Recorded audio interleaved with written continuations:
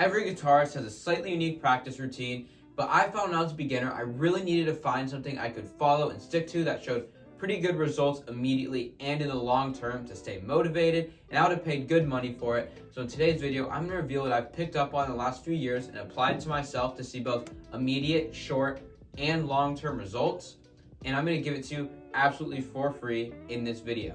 Every day, there's a first time I pick up the guitar, and whenever I do this, the first thing I always do is I play the 7 notes of the major scale.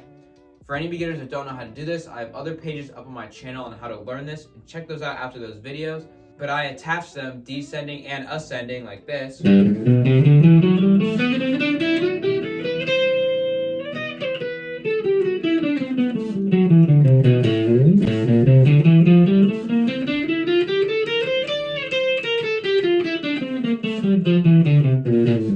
This gets my tempo and eighth notes warmed up, it gets my fingers warmed up, and it just helps with basic scale recognition. And then most days I do this over in the pentatonics as well, just to keep that fresh in my memory. But as most people know, you don't really practice guitar once a day. You kind of pick it up at one point, put it down, find it again some other time. So one strategy I've implemented that I think is really important is some point throughout the day, you really want to get good. You need at least 1 hour of consistent playing or practice. And you can have, another hour or two, 15 minutes, 20 minutes, whatever, outside of that, but you need at least one straight semi to deep focused hour to actually make really, really good progress. And before I continue the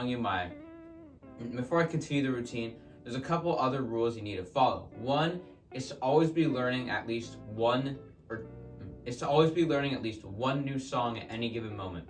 This is vital, because how you're going to pick up on other people's playing techniques, which is actually how you build your own technique, and it's going to keep things fresh, and you're going to forget other songs, have new songs to play.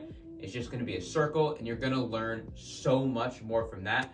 And the great thing is, the song doesn't always necessarily have to be hard, because learning easy songs can help keep you motivated, and plus some easy songs are just fun to play because you love them.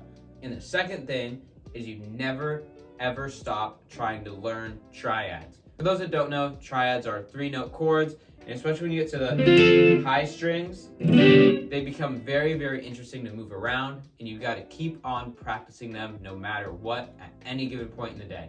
So now that you understand my 2 rules about learning songs and consistent triad development, here's what my really consistent hour looks like. Since I'm already kind of warmed up for my scales or whatever, I now kind of just go in to a couple of my more finger exercises just to keep those consistent, and one that I always do no matter what, every day, usually twice a day. Once during the extended focus part, and usually a couple times just throughout the day when I pick up an acoustic or something for no good reason. But I do this trill exercise that has carried me from a beginner to where I am now, and has given me independent finger strength better than any other exercise anyone on YouTube has ever told me. And it's just like this.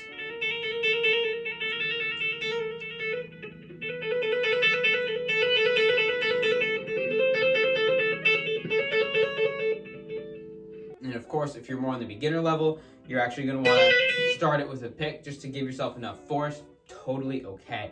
But if that is not in your practice routine, it needs to get in there now, because no other exercise is better at what that does, especially if you have a weak pinky. And since I really, really struggled with this, another extremely underrated practice I do daily before I really start getting into songs is I take a major triad, and then find its major scale, and then find its major pentatonic version right here. But I keep this shape, and I just practice. Moving my pinky along right there, making nice, easy phrasings. It helps me understand more of the Hendrix style better, and it really, really helps just with that situational pinky strength, and you're gonna absolutely love it once you get going with it. But after I do that, I always make sure to just really start out playing the songs I love to play, whether they're easy or hard. It is actually the secret to locking in, because the number 1 guitar progress secret is to just play fucking songs, because when you sit doing boring exercises, you kind of rather do anything else, and that's totally understandable. no one really likes doing those for more than 5 minutes. And fuck, I don't even do it anymore either, because I understand that songs are the best way to keep playing guitar for more hours. However, playing a song for 5 minutes is not better than doing exercises for 5 minutes for getting better. The reason songs are better is because they keep you playing longer, and playing longer gives you more experience. And of course, you live in a world where maybe you do 15, 20 minutes of those finger, scale, timing exercises a day, and then you just spend the rest playing songs. And that's one of the biggest secrets of this video. However, there's still a way I like to do it that I think helps improve my efficiency. So when I start playing songs, first I take some really, really easy song, kind of like Smells Like Teen Spirit. And it's a riff I really enjoy playing, so then I slow it down, keeping it the same notes at a different tempo, and then speed it up. And then speeding up and slowing down your favorite songs dynamically like that is actually a really good way to get used to different tempos for the same style of music, and it helps warm up your timing, because when you're playing the songs you love to play, you still have to worry about timing, because timing and rhythm is the most overlooked thing by guitars, especially beginners, and it's going to be your biggest crutch. And the solution to this is another practice block I'm going to reveal after I tell you how to optimize your songs. After I do that, I usually move into the song that I'm trying to learn how to play, because usually I just get caught up in, all the tab numbers and whatever, and time starts to fly, so I kind of start getting in that more zoned in spot. And then I play just a few or however many of the songs I really enjoy playing, Pearl Jam songs, Chili Pepper songs, whatever. And then when I get to guitar solo parts, I try to implement licks or other things from the song or songs I'm trying to pick up on, and because then I'm meshing styles together and helping create my own voice. So make sure to do that meshing together part, because that's going to give you so much guitar experience and richness in your playing, especially once you get to more intermediate and advanced levels. And the best thing you're going to hear in this video is there's also ways to stretch your guitar practice off of just being on the neck, because you're not always on the neck. Sometimes you're driving, just sitting on the couch, you'd rather watch TV.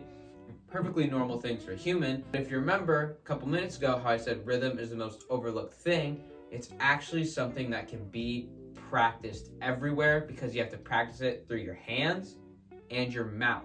If you're a beginner, turning on a metronome and going 1 and 2 and 3 and 4 and 1 and 2 and 3 and 4 and slapping your leg with different note lengths like quarter notes, dotted eighth notes, and so on, and going 1 and 2 and 3 and 4 and 1 and 2 and 3 and 4 and making sure to just do it with both hands just to build different things, and then make sure to do it with both hands just so you have equal rhythm and all that, is a super easy beginner practice. But most of you are going to break out of the beginner stage or already out of it. So the way I actually improve it is still count out with your voice 1 and 2 and 3 and 4 and then have your right hand and left hand playing different rhythms. They can overlap or whatever, but once they're playing different rhythms, it's really going to help you just build independence between the two hands. It's going to make you so much better playing rhythmically and on time. And then, of course, doing the same thing on guitar, counting 1 and 2 and 3 and 4 and then 1 and 2 and 3 and 4 and 1 and 2 and 3 and 4 and is so valuable. You should spend at least 20 minutes a day on rhythm, whether it be on the steering wheel of your car, on your legs watching TV, or actually on the guitar. No matter which way you do it is great, but at least 20 minutes a day, especially when you're in a more beginner stage, is really the most important thing you can do, along with playing songs.